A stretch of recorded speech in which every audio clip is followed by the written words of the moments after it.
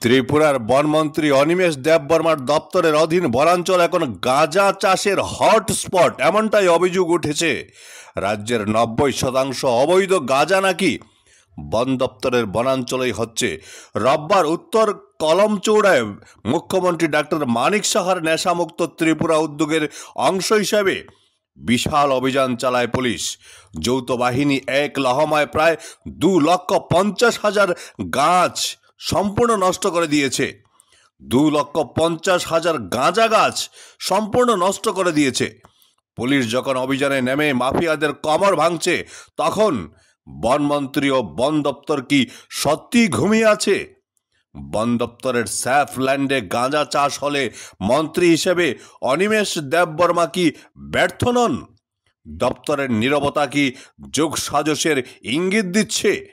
এমন বহু প্রশ্ন উকি মারছে বিভিন্ন মহলে।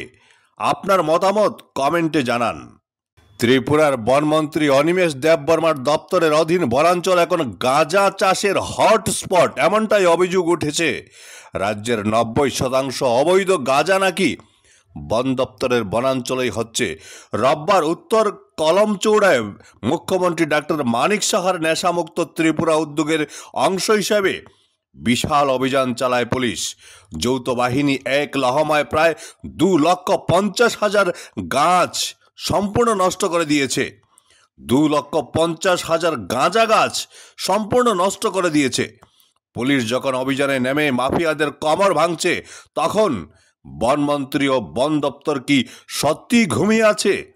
বন দপ্তরের স্যাফ ল্যান্ডে গাঁজা চাষ হলে মন্ত্রী হিসেবে অনিমেষ দেববর্মা কি ব্যর্থ নন?